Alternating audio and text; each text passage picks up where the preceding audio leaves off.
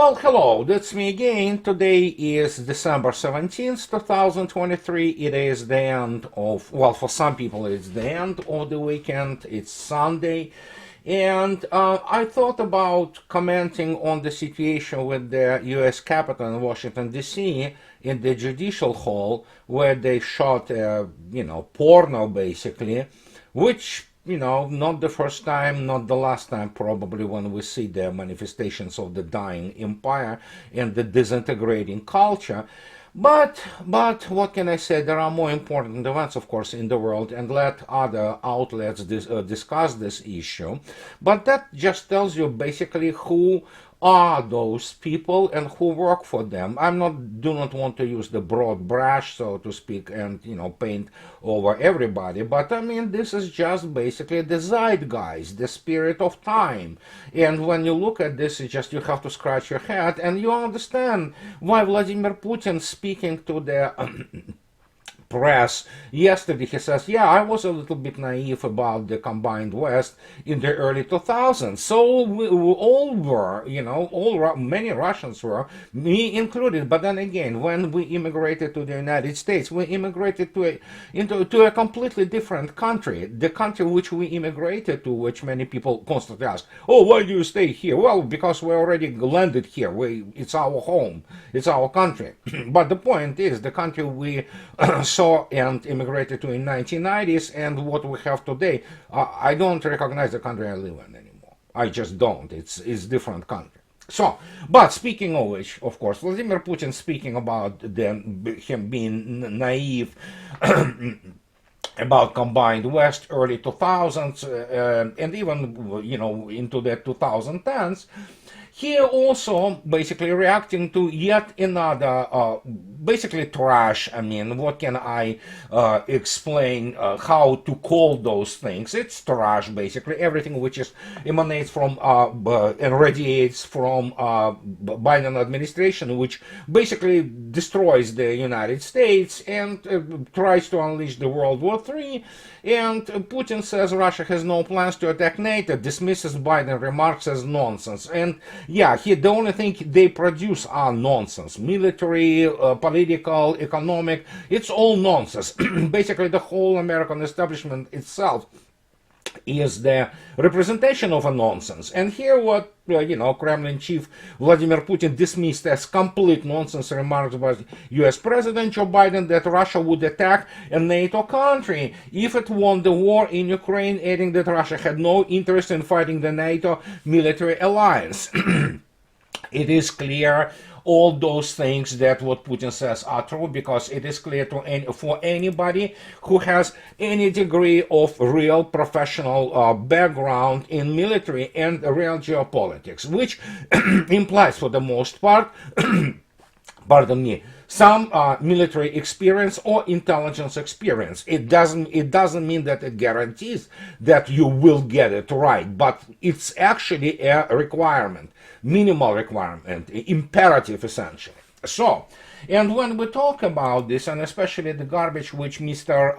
Biden produces, we certainly can go and look at what was the basically situation with Vladimir Putin's press conference a few days ago. And you have to admit, this is very clear that you cannot talk to Western media, I mean corporate media. Here we have one of the photos from this press conference about the BBC guy who tries, and 4 hours, no questions have been taken from BBC. And why would you take any questions from BBC?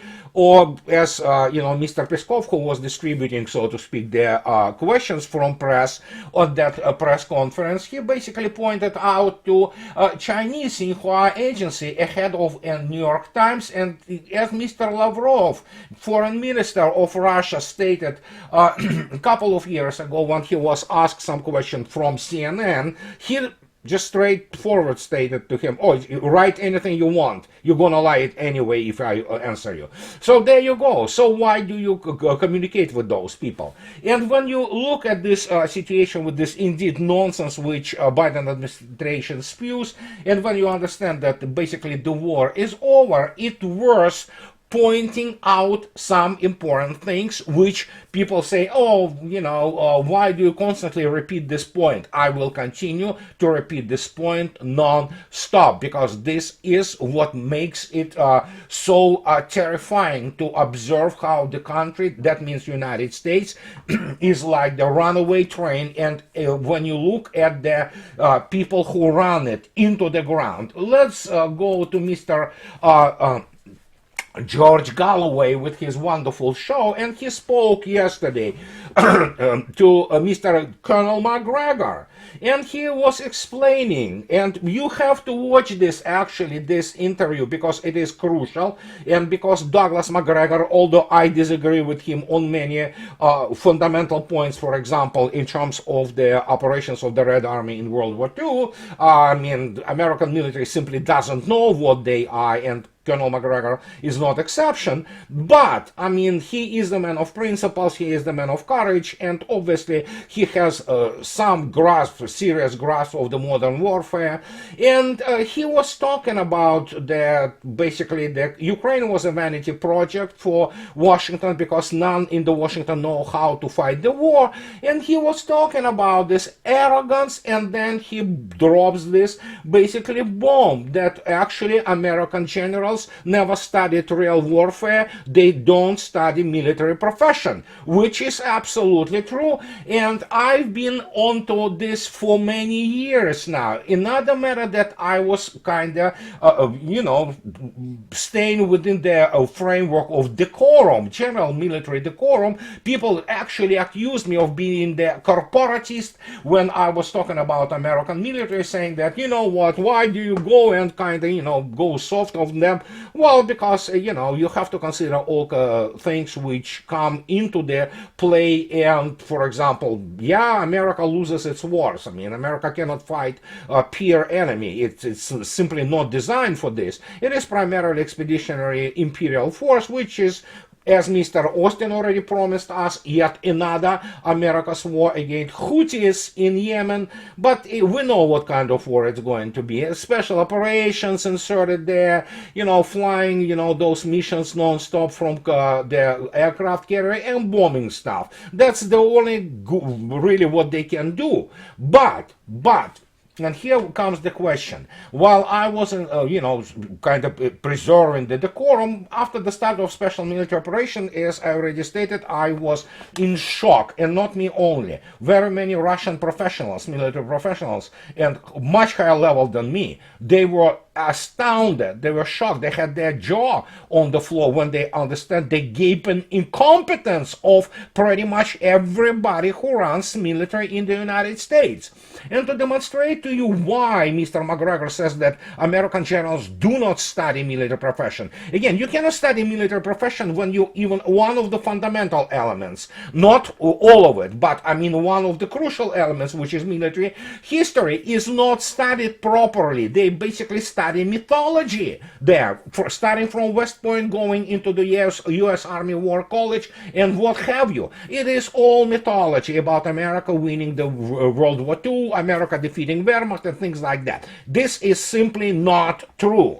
But here we have the Exhibit A. Exhibit A about people who actually are American officers of the highest level officers, which are, in Russia it's called highest officers. These are senior officers, top brass. And to demonstrate to you why they don't study anything, let's start with the predictions of such guy as Mr. Ben Hodges. And we will start from, you remember who Ben Hodges is. He was the supreme commander of the U.S. forces and, NATO forces in Europe. And here's one of his predictions. As you can see yourself, it is Friday, 11 November 2022. Former U.S. Army General Ben Hodges predicts failure in Ukraine could lead to the collapse of Russian Federation. And look what he predicts. The disintegration of the Russian state might sound like a dramatic prediction, but that's exactly where some experts say Vladimir Putin's war with Ukraine could be heading. One of those so-called experts is, of course, retired Lieutenant General Ben Hodges, a former commander of the U.S. Army in Europe, believes Russia's failure to successfully defeat Ukraine could be the beginning of the end for the Russian Federation. That was November 2022, a year ago. Let's go and take a look at other predictions by Mr. Hodges.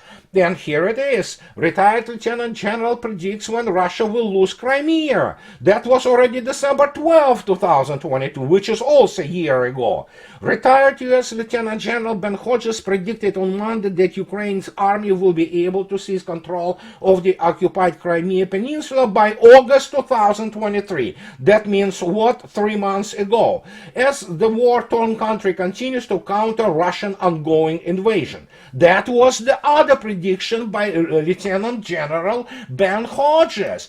And then, of course, we have this prediction by Ben Hodges. And as you can see yourself, it was already in May 12, 2023. It was 6 months ago. A former U.S. Army general predicts successful Ukrainian offensive.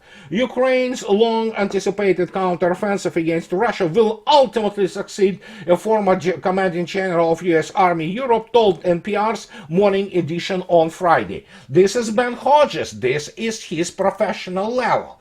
Now, not to be outdone, just a few days ago, speaking to this sewer, which is National Public Radio, pardon me, Times Radio, they all are, they all garbage. I mean, people who work there are garbage, and basically the whole, most of the American corporate media is just basically a sewer. But here it is, here's the guy, 3 days ago, he talks that the Kerch Bridge must be destroyed in 2023, Lieutenant Ben Hodges. Well, we have to understand, he can put whatever the books he wants on the background behind. I don't think so, he read most of them anyway, and he certainly doesn't know Russia, he doesn't know Russian language, he doesn't understand Russia, and he doesn't understand what modern warfare is and what is the strategic logistics is. Because obviously, unlike the United States, Russia has the actually whole war college, 2-year additional education of the Academy of General Khrushchev, which does only rear services and logistics. Because logistics which Russians did, I mean, you have to be really serious not to appreciate this effort. And of course, as usually in most of the corporate media, it was actually described absolutely differently, absolutely 180 degrees. Or 360 degrees, as Annalena Baerbock says, that, oh yeah, Russians fail at logistics and things of this nature. Well, yeah, wishful thinking. As always, they projected what they cannot do. But hey, and here is the situation which supports my thesis that most of them don't understand what they are talking about because they are just illiterate, militarily illiterate. They do not understand real logistics. They do not understand geography. They do not understand real modern warfare of the 21st century. And so to explain to this guy who is obsessed with the basically Kerch Bridge,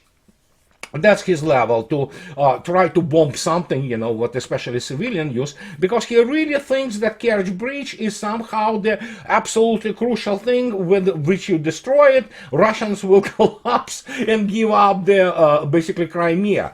I mean, these are wet dreams of all those Pentagon generals and admirals because they have no clue what modern warfare is. They never fought it. They never won anything in their lives. They lose all their wars to the guys in sandals and turbans with AK-74s, but they love this, PR. They know how to suck it up, and what in Russian called parquet generals. And so here's the situation which demonstrates to you why Mr. Ben Hodges has no clue what he's talking about. Here is the, in Russian, it's the project, as you can see yourself, of the new railway. As you can see yourself, it is all along the basically shores of the Azov Sea, and there are two colors there. One red, which is the projected railroad, which will be finished by the end of 2024, and there is from Rostov-Don another black. In the black color, another basically branch of the railroad, which is not in a very good conditions, but it still works. Still works, and as you can see yourself, it supplies Crimea, but doing so, it also supplies a Russian, basically, rear, which is in Mariupol, Berdyansk, and Melitopol. So Russians already have no problems with supplying troops and supplying Crimea if it comes down to it. And the fact is that Mr. Ben Hodges wants to kill, so to speak, to destroy Kerch Bridge. It just shows to you that he has no idea how modern armies supplied and what is Russian logistic structure. Not to speak about the fact that there are many roads and Russia has tremendous amount of trucks which can deliver anything from the heavy equipment to what have you. So, and yeah, this shows you, and the building or construction of the brand new Red Line modern railroad started yesterday. It was officially launched, and as I already stated, Russians are extremely good at producing basically the modern railroads, and it will be finished, I believe it's 250 kilometers long. It will be finished by the end of 2024, but there are many civilian, let alone dual-use projects, which Russians do actually before the end of the terms, which are basically described in the contracts. They beat the terms. They do it earlier, and it's a great quality. So yeah, good luck for Ben Hodges dreaming about basically, just blowing the bridge. That's the level of his strategic understanding of the war. And again, you shouldn't be surprised with this. When you look at all those Petreuses, all those Ben Hodgeses, all those generals who so-called expert, they come out and parade themselves on the TV and all kinds of the interviews as clowns, people who have no idea about what they're talking about. And when I say, I used to say that they wouldn't be allowed to command a battalion in Russian army, I thought it was a little bit kind of, stretching it. Now I firmly believe, give them a brigade to command, they will screw it up. They have no idea, let alone they don't understand how to command modern 21st century Russian army corps, let alone army, let alone to operate something on the level of the general staff. Those people are not good. This plain and simple, and that's what has been in the front of our eyes for many years. So yeah, this is expeditionary force who knows only how to basically fight the third world countries and third world militaries. And there you go. And Ben Hodges is just one example of that, but when you begin to listen to this garbage, basically, they spew daily, promising what already is over militarily for Ukraine, but they promising that they have the new plan for, Ukraine, and you know what, Ukraine will sustain this war, and well, sure, you go to the people who are even more incompetent than American generals, you go to Germans, and of course, we know that Bundeswehr is a joke. And look at this. Suddenly we have, this clown Julian Robke. He is a journalist. He has no clue what he's talking about. But here, as you can see yourself, he talks to Bild. It's a tabloid, as most corporate media are in the combined West. And he's talking about that, the new plan for war for Ukraine. And he is talking about that Ukrainians are now preparing for the new plan. And well, you ask yourself what kind of plan that might be, and here you have it. It's yesterday, and Ukraine planning new counteroffensive. Die Welt explains it. They're Germans. Kyiv still has big plans underpinned by Western equipment not yet destroyed, the report says. I mean, they're Germans. They are, I have really kind of sympathy to Germans, to what have been done to them. And yeah, they have imbeciles who, it's basically most of German elite are imbeciles, illiterate people, all their military specialists, I joke, all of them, without exception. Well, they, pretty much normal people, they cannot even speak normally, but here it is, they say that not yet destroyed. Well, that's the kind of key phrase, because it will be destroyed once it appears. Like 3 Challenger tanks tried to appear on the battlefield, they were all gone.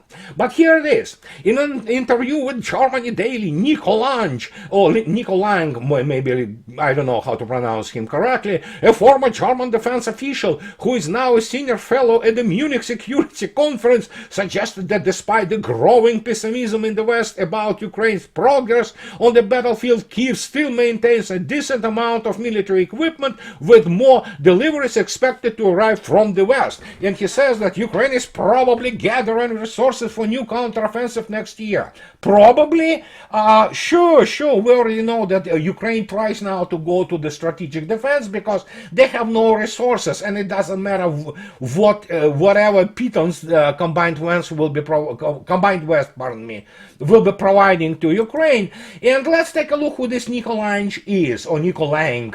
Here you can see yourself that the guy was born 23 March 1975. That means that, okay, let's count. So it is 25 years. He is at 2000. So by the age of 35, Bundeswehr was turned into the toy army with people having no clue what they do there. But here it is. He was born in 1975 in Berlin and studied, and here it goes, political science at the University of Greifswald.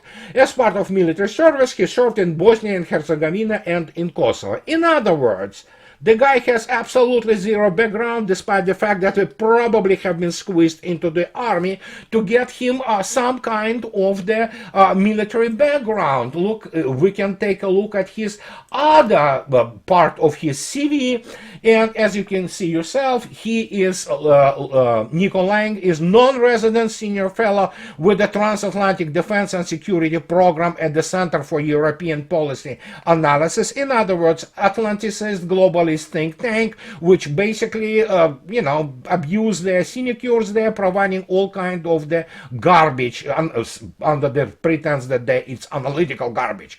Nico is also a senior fellow of the Munich Security Conference in Berlin and Munich.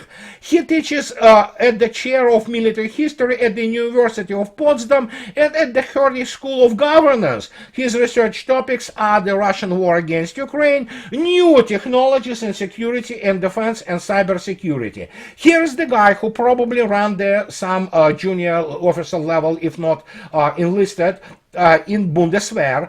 He has degree in political science. He has zero STEM background. So his research in new technologies is worthless garbage, because he won't understand how those technologies operate and how they integrated in the modern battlefield. But this is pretty much what you are beginning to understand also about American generals. And here's the same guy, of the same quality, of the same lack of any intellectual capacity. And you know what, when you look obviously at the German government and you look at Annalena's Baerbock's, of those Mr. Bach, let alone the, as they call him, liver sausage, Mr. Scholz, what do you expect? You expect people who have no clue. And so here's this guy spewing this garbage about that Ukraine probably is preparing for the counteroffensive. He better start learning real military science. And that starts, my gosh, with the natural sciences, STEM, engineering, military engineering, mathematics, physics, theory of operations, statistics, things of this nature. And then, of course, you go to military technology, which requires serious engineering background. But you have those political scientists, the same people of the same qualities as what we had is, and so on the, on the table in the judicious hall in the Capitol, couple of guys going at it, That's the level. That's their level, their moral convictions. They are globalist people without clue about anything outside their, teeny-weeny echo chamber. Because they support each other, because without any supporting themselves, and, this kind of I rub your back, you rub mine, or scratch your back, you scratch mine, they are worthless. Their worst is they won't be allowed to do any serious activity which has benefit to the society, including, especially so, a very complex field of the military science and basically how you operate modern militaries in the modern 21st century war. Those guys are basically, you know what, it's Apple type, I know, so now people, you know, Apple people will just basically chew my head off, but point is, these are what they are, and what do you expect from them? And if that hasn't been enough, there is obviously the other thing which we have to kind of briefly review, and we have to remind, I have to remind you, obviously, about Dostoevsky and his writer's diary, where he described the so-called Slavic brothers of Russia. Believe me, it is very unpleasant towards them, how to put it politely, characterization. And let me put it this way, Dostoevsky wasn't a good geopolitical thinker. He was primarily, there's a lot of mystic and Orthodox Christian, philosophy in it. It's definitely there. But in terms of geopolitics, he wasn't exactly, top-notch. Yet his characterization of all those, Slavs and, what Russia was trying to free them in 19th century was spot on. And so now to demonstrate to you why he put this out, you can easily find this. Just go to Google and Google Dostoevsky about Slavs. I'm sure you will find this text fascinating. And here's the proof of it, that basically they're not brothers.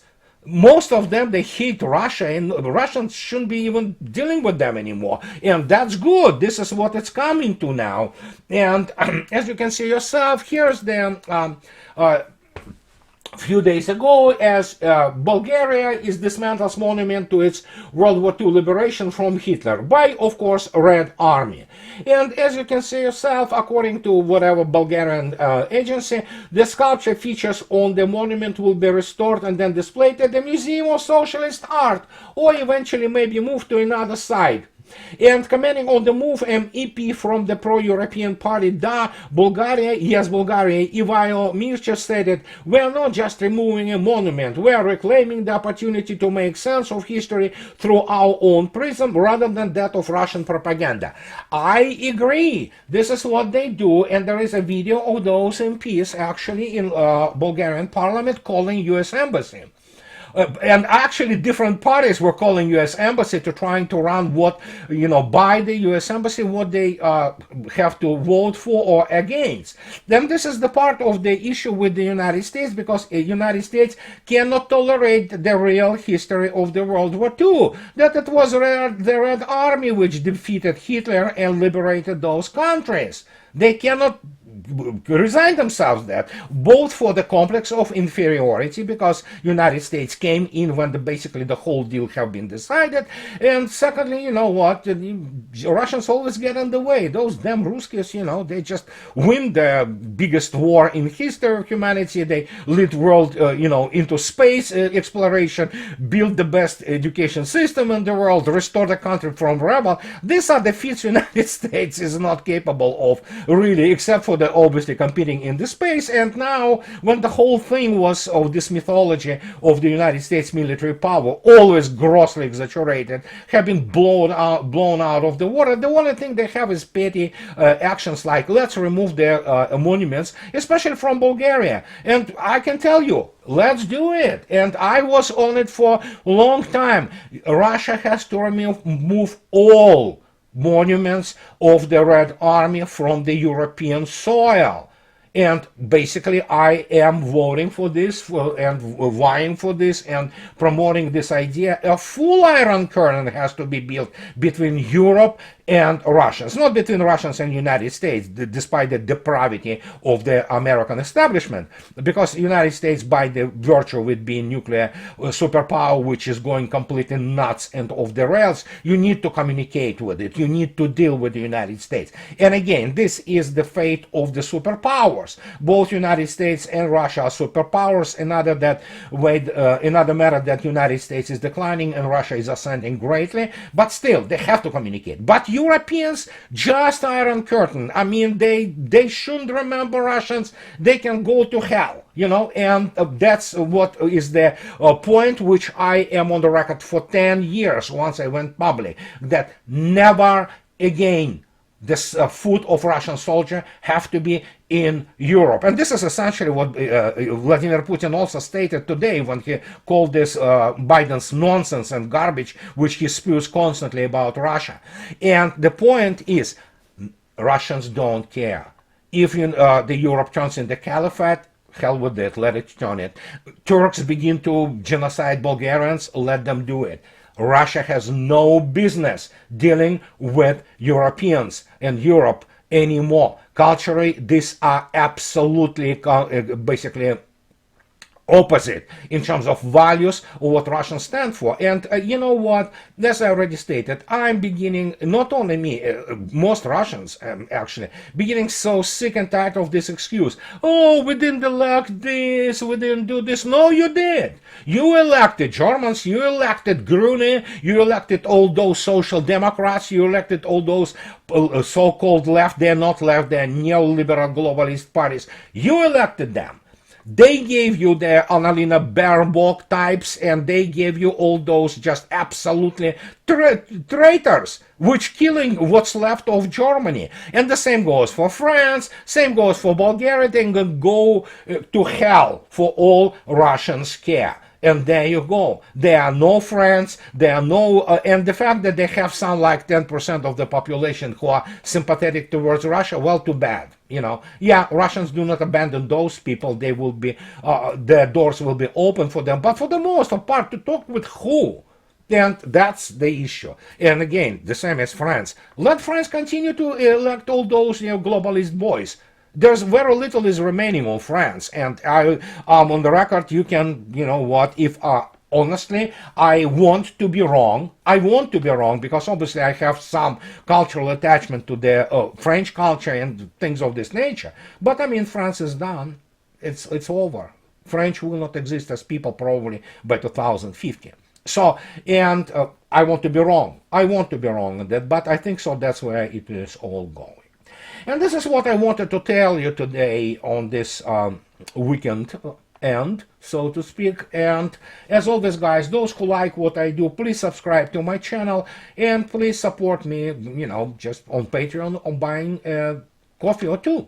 And have a nice rest of your weekend, and I'll talk to you later. Bye-bye.